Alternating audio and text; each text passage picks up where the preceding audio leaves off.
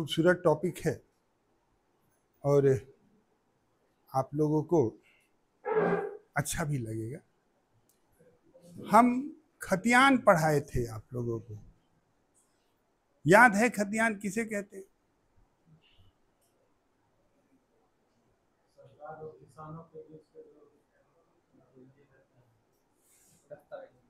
और खतियान के प्रकार भी लिखाए हैं।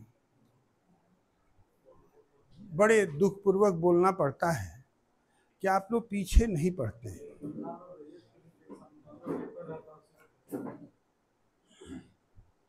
खतौनी को खतियान कहते हैं, जिसमें किसान का हर चीज विवरण लिखा जाता है। सवाल ये नहीं है, सवाल ये है कि आपको अगर पीछे याद करके नहीं रखिएगा तो अगला आपको समझ में नहीं आएगा। ठीक है, जो भी हो, जैसे भी हो, मेरा काम है आगे चलना और आप लोगों का काम है कि आगे और पीछे दोनों चलना। नहीं चलिएगा तो मेरा तो काम है कहना। ठीक है, तो आज जो हम आपको पढ़ाने जा रहे हैं वे है खतियान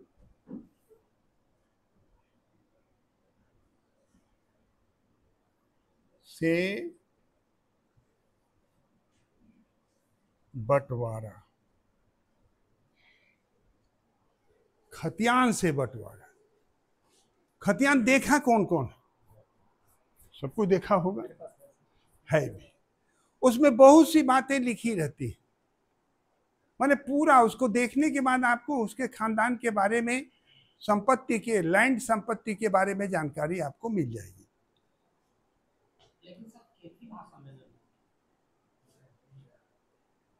भाषा कोई हो, लिखा हुआ है।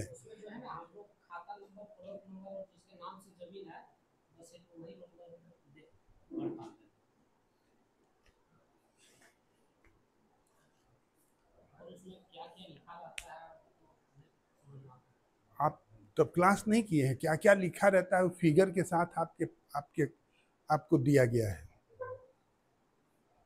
खतियान में हिंदी में क्या क्या लिखा रहता है वो पूरा दिया हुआ है आपको। मैंने आप क्लास नहीं करते हैं?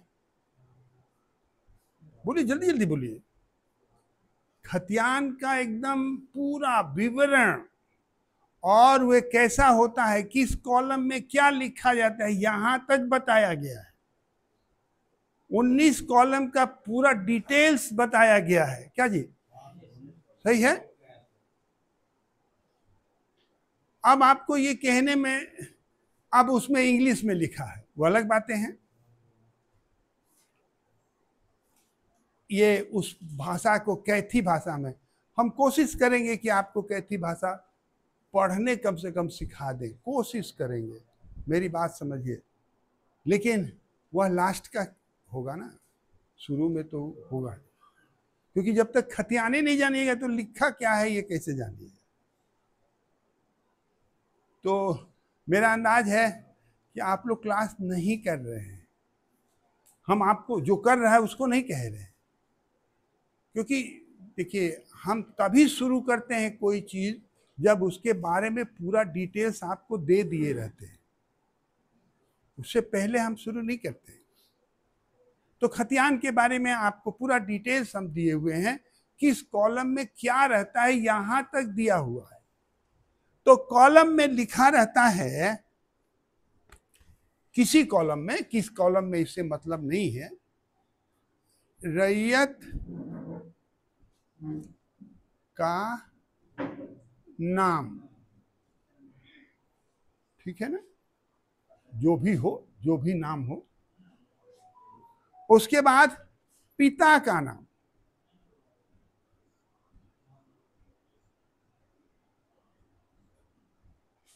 उसके बाद लिखा रहता है जाति,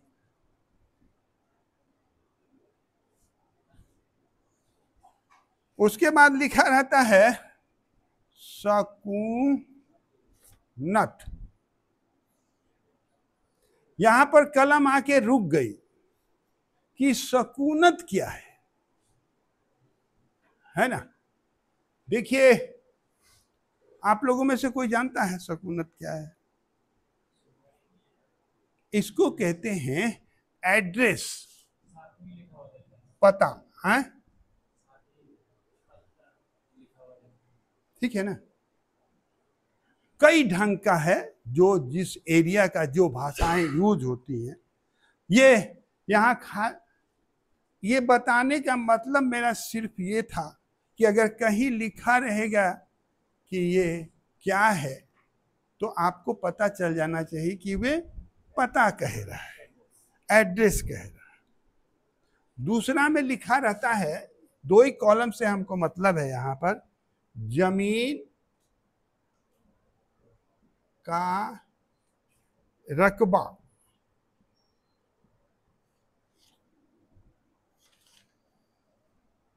जमीन का रकबा।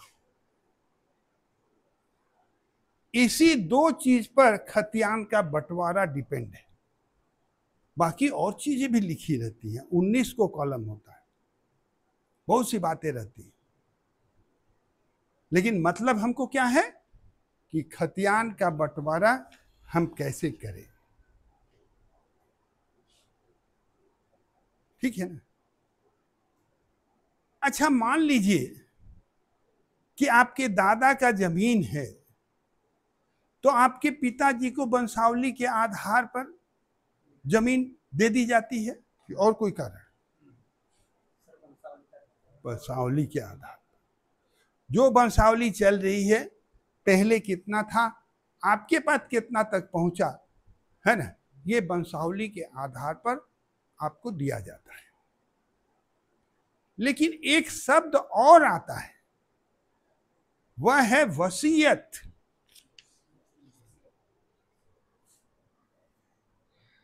इसको कहते हैं वसीयत, और इसी को विल बोलते हैं, है ना? ठीक है ना?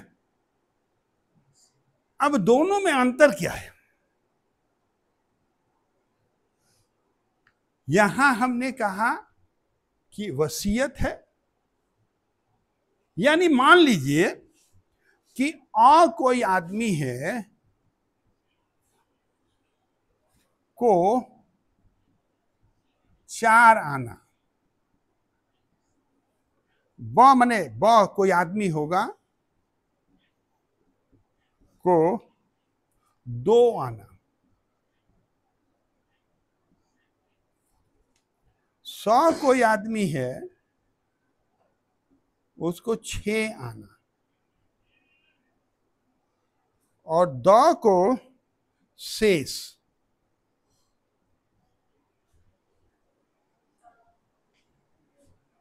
ठीक है, यही बंटवारा है। अब हम जानना चाहते हैं कि रैयत वाला जमीन और वसीयत में क्या अंतर है, यानी वसीयत किसे कहते हैं, यानी विल किसे कहते हैं? कोई जानता है? हाँ? क्या वंशज? रैयत के मरने के बाद जमीन क्या, तुम क्या कह रहे हो? क्या वही वंशज जो रैयत है उसके जो नीचे आ जाता है वंशावली ना, उसमें वंशावली के आधार पर आप कहना चाहते हैं? हाँ, वसीयत के आधार पर किसी को भी दे सकते हैं, वो भी मरने के बाद, जिंदा रहने के बाद उसको वंशज भी तो बोल सकते हैं। नहीं, हम जो पूछ रहे हैं कि सवाल है कि वसीयत किसे कहते हैं? क्या जो वंशावली के आधार पर बांटा जाता है उसको वसीयत कहते हैं?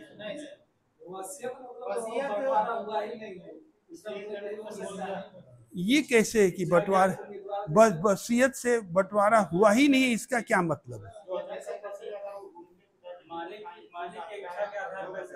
हाँ?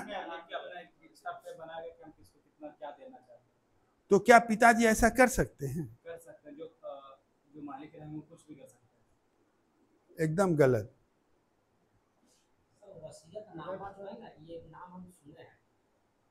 अरे हम ये पूछ तो नहीं रहे कि आप सुने हैं कि नहीं सुने। वसीयत क्या है? आप लोग विल के बारे में बार बार बोलते हैं कि विल वसीयत हुआ था। बाप को यह अधिकार नहीं है कि जो पैतृक संपत्ति है उसमें से वो बंटवारा कम बेसी कर सके। नहीं, अपना निजी मतलब जो खरीदा हुआ हाँ, उसका वो जमीन को, मेरी बात समझिए, दोनों में अंतर है। जो पैतृक संपत्ति है आप तक उतना ही पहुंचेगा जितना आपका हिस्सा है। ये समझ लीजिए, बात समझ में आई आपको? पैतृक संपत्ति वंशावली के आधार पर दी जाती है। आप बंटवारा कीजिए या ना कीजिए, बाप करे या ना करे, तभी तो आपके बाबा के नाम से है, तो अभी आप जमीन बेच पा रहे हैं। किसके, कैसे? वंशावली के आधार पर। लेकिन अब यहां देखिए, प्रश्न है कि वसीयत किसे कहते हैं? वसीयत जो होता है ना, जो निजी संपत्ति होता है। अब देखिए, बाप अपनी जिंदगी में, सुनिए, जो पैसा, जो रुपया, जो जमीन अर्जित करता है, उसे ये पावर है कि किस बेटा को कितना दे। मेरी बात, दोनों में अंतर है। बाप के द्वारा, है ना, जो जमीन, जो पैसा, जो धन अर्जित किया गया, उसका बंटवारा बाप कर सकता है, वसीयत कर सकता है, बाकी उसको पावर नहीं है। मेरी बात समझ में आई? है ना, बाकी उसको पावर नहीं है, वो नहीं बांट सकता। जितना बाबा का जमीन है, पिताजी के जमीन के बाद आप भाइयों में जितना बटेगा वो सेम हिस्सा मिलेगा, बराबर मिलेगा। लेकिन वही 2 बीघा जमीन खरीद लिए हैं वो, और फिर बांटना चाहेंगे, बराबर बराबर भी बांट सकते हैं या कम बेसी भी बांट सकते हैं। इट इज वसीयत। बात समझ में आई आप लोगों को? बात समझ में आई ना? अब देखिए भाई, यहां एक लिखा वसीयत, माने क्लियर हो गया, है ना, वसीयत क्लियर हो गया। अब देखिए, वसीयत बनता कैसे है ये भी जानना आपको जरूरत है। उसमें बहुत चीज लिखा जाता है, हाँ, अपने होशो हवास हवास, जो कानूनी भाषा होती है उस भाषा को लिखा जाता है। उसके बाद उसमें गवाह का हस्ताक्षर होता है। उसके बाद आपके जो वसीयत कर रहा है उसका हस्ताक्षर होता है। उसके बाद 2 वकील का हस्ताक्षर होता है ना, और उसके बाद क्या कहा जाता है, एगो कचहरी में रहता है, नहीं नहीं नहीं, नोटरी पब्लिक का साइन रहता है, तब जाके वे वसीयत बनती है। अब मान लीजिए कि इसमें से सब कोई मर गया, मान लीजिए गवाह मर गया, पिता जो वसीयत करने वाला है वो भी मर गया, तो नोटरी पब्लिक को बुलाया जाता है, या जो वकील साइन किया है उसको बुलाया जाता है। बाई चांस वो भी मर गया है,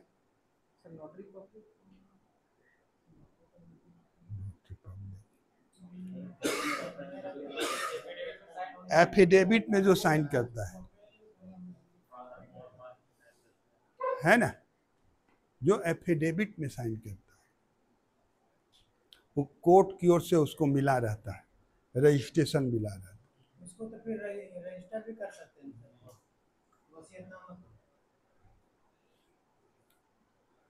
और वो तो डीसी भी कर सकता है। वो तो पावर जितना अधिक कीजिएगा उसका पावर बढ़ते जाएगा, है ना। जैसे आप लोगों को जो जाति प्रमाण पत्र मिलता है, सीओ भी देता है, डीसी भी देता है, कलेक्टर भी देता है। ये तो ज्यों ज्यों आगे बढ़िएगा उसका पावर बढ़ते जाएगा। ये तो पावर बढ़ाने वाली बात है ना। अब देखिए, तब अगर सब मर गया है तो कोर्ट के ऊपर छोड़ना पड़ेगा। कोर्ट क्या डिसीजन देता है। मेरी बात समझिए, जैसे बड़ा भाई को 2 आना दे दिया गया या 4 आना दे दिया गया तो उसको खराब लगेगा, तो वो चाहेगा कि ये वसीयत को हम कैंसिल करा दें, तो केस करेगा।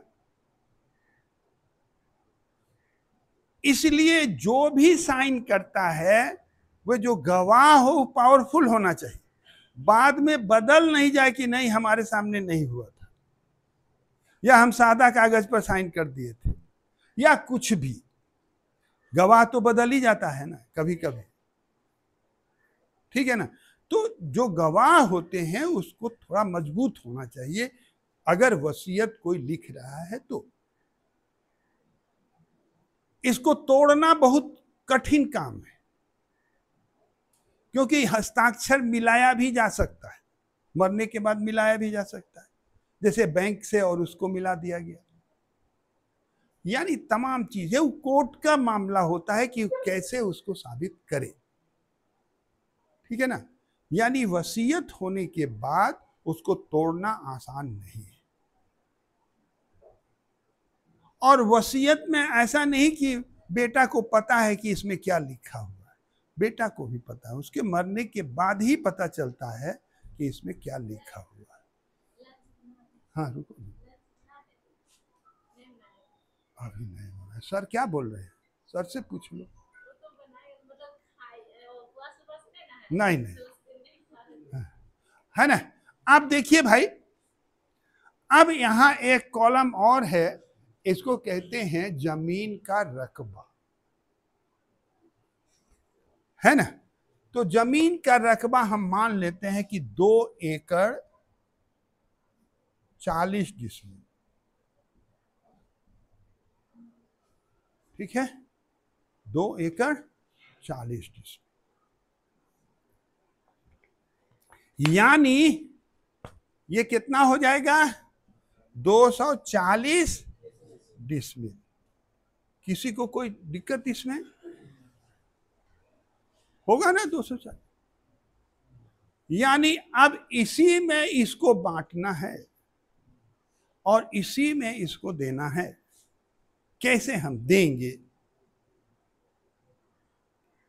देने से पहले आपको अब जानना पड़ेगा कि ये 4 आना क्या है। ये 4 आना कहां से आ गया। हम तो सोचे थे कि 10%, 5% है,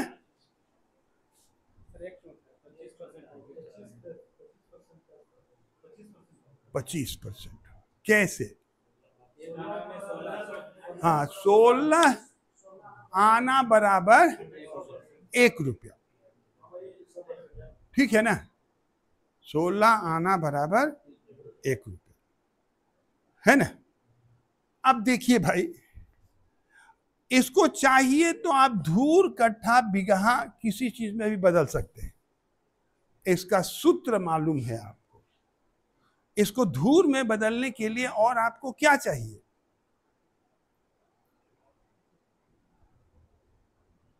बोलिए। धूर में इसको बदल सकते हैं, हाँ। जब तक लग्गी नहीं मालूम रहेगा तब तक धूर में आप इसको नहीं बदल सके। अगर लग्गी मालूम होगा तो धूर, कट्ठा, बिगहा ये बताया गया है आपको। ये आपको एक एक पॉइंट पर डिस्कस कर लिया गया है, क्या जी, सही है ना। ये सूत्र भी आपके पास लिखा हुआ है, उसका मुहजबानी आपको याद होना चाहिए। अगर मान लीजिए कि इसको कड़ी में हमको बदलना होगा तो क्या करना होगा,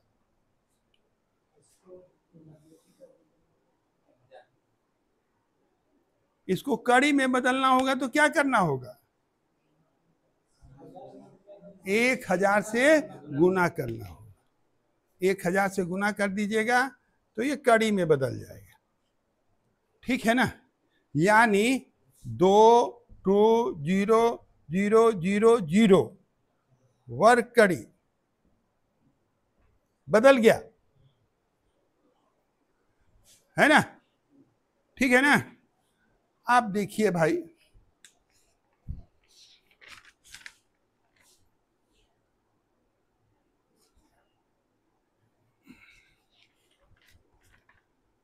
अब तो क्लियर हो गया कि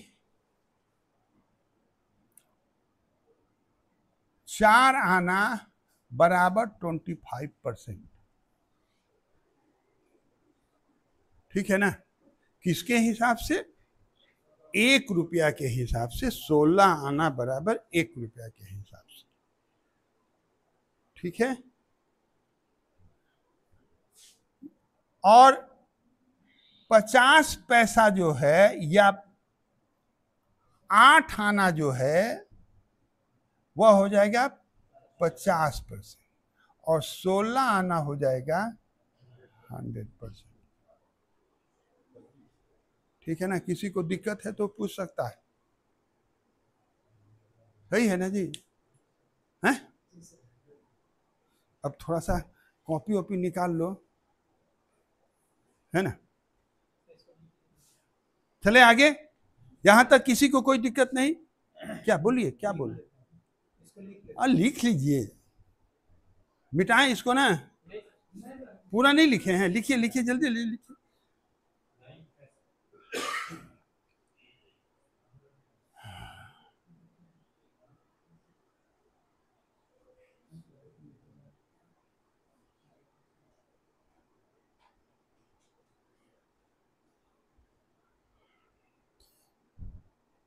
साथे में लिखते जाना चाहिए।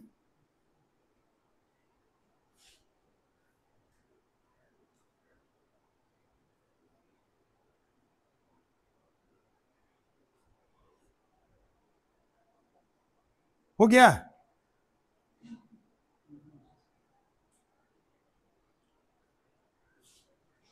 ये वाला लिख के रखिएगा, थोड़ा सा मिटाए ना।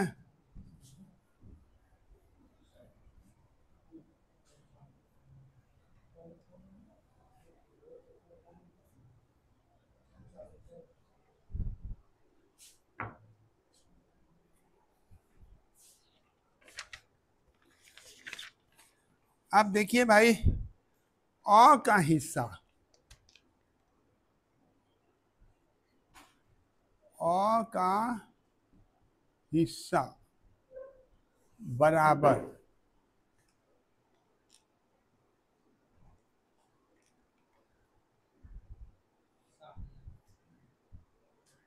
बराबर कितना है भाई? 4 आना। 100% क्या है? 4/16। ठीक है ना? ठीक है, इंटू 240 डिसमिल। निकालिए कितना आएगा।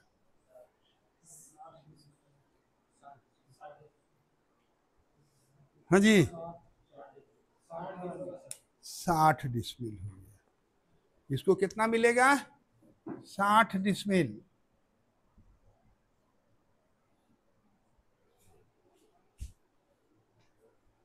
दूसरा आइए, दूसरा क्या कितना है?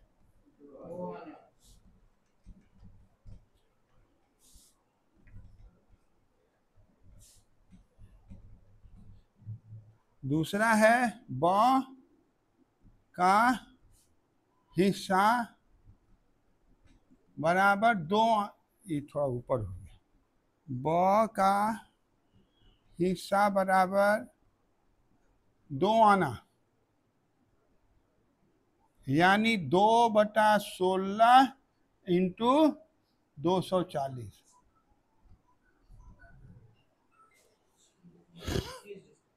हैं?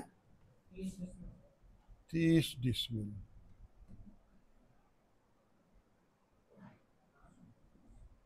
ठीक है? हैं? ठीक है ना? अब आ जाइए द।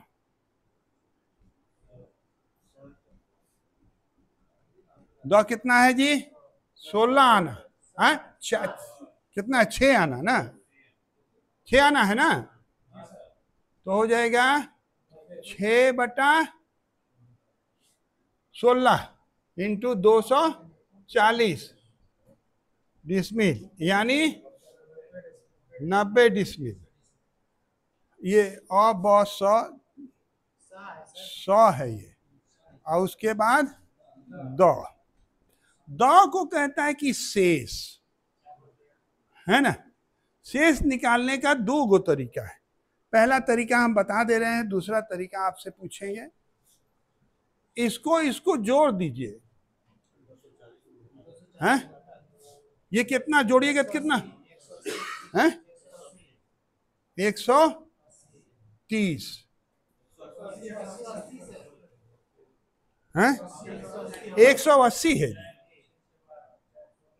180, 180 डिसमिल, ठीक है ना। अब इसको माइनस कर दीजिए, किससे? 240 माइनस 2 का हिस्सा बराबर माइनस 180 बराबर कितना आएगा? 60 डिसमिल।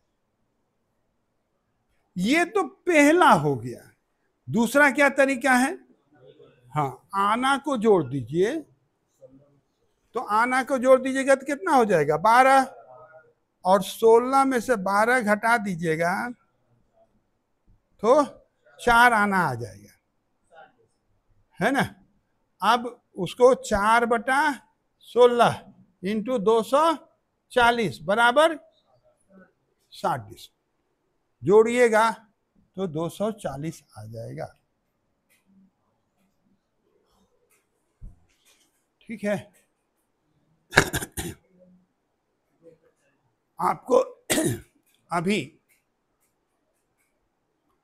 ये बंटवारा करना है 2 डिसमिल पर, ठीक है ना। कितना? 240 डिसमिल तो यहाँ मिलेगा नहीं, है। तो हम लोग अभी जो बांटेंगे वह 2 डिसमिल पर बांटेंगे। मेरी बात समझ में आ गई है? अब 2 डिसमिल पर बांटने का तरीका क्या है ये देखिए।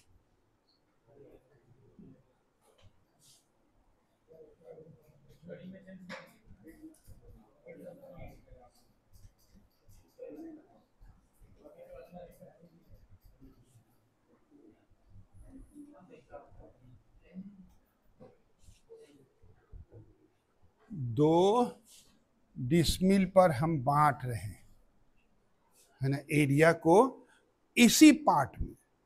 कौन कौन? अ को कितना? 4, ब को 2, और 100 को 6, और द को शेष। इसी में हम लोग को बांटना है और फिगर बनाना है, ठीक है? हैं? क्या करेंगे भाई? अगर 2 डिसमिल है तो इसको कड़ी में बदल दीजिए, 2000 वर्ग कड़ी। कोई दिक्कत है तो बोलिए। 1000 से भाग दीजिएगा तो 2000 हो जाएगा, हैं? ठीक है? अरे गुना कर देंगे भाई, अरे इंसान समझो यार। है ना, है ना, ठीक है ना। चलिए भाई, अब ऐसा कोई फील्ड हम खोजेंगे या बनाएंगे जो 2 डिसमिल का हो। कोई आदमी जाके चूना खरीद के ले आइएगा आज, है ना। कितने का चूना मिलता है जी? हैं? 10 रुपया में हो जाएगा ना? हैं?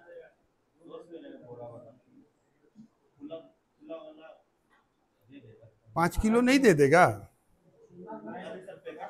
अरे उस दिन तो लाया था, हैं? 10 रुपया। तो 5 किलो चूना ले आइए आप लोग। बिना चूना का हो नहीं रहा है, टेढ़ा हो जा रहा है। तो अब देखिए भाई, अगर 100 कड़ी का एक लाइन हम लोग खींच दें, ठीक है ना, और इसकी चौड़ाई 20 कड़ी कर दें, तो ये 2 डिसमिल हो जाएगा कि नहीं बताइए? हैं?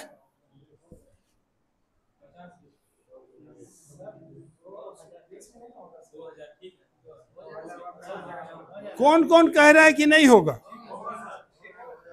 अब ये तो बोल रहे थे आप लोग कुछ कुछ, देखिए देख के बोलिए ना, वीडियो चल रहा है ना, तो कहेगा सब कि अरे कैसा स्टूडेंट है सब, हैं? हो जाएगा 2 डिसमिल ना। आप लोग झंडी ले लीजिए और फील्ड में चलिए, ठीक है ना? हैं? झंडी ले लीजिए आप, और यहाँ देखिए ये है फीता, आप लोग के पास होगा ही, लेके चलिए और ये फील्ड बनाइए। सर बोल रहे ना, थोड़ा हमको मतलब ये नहीं समझ में आया, जैसे कि इसको 4 आना दे रहे हैं, ठीक है, तो सर मतलब 2000 वर्ग करीब में है। रोक दे कि चलने दे, वीडियो रोक दे, वीडियो स्टॉप कर दे वीडियो। हाँ वीडियो स्टॉप। सर हाँ 2000 वर्ग करीब में इसको 4 आना देना है।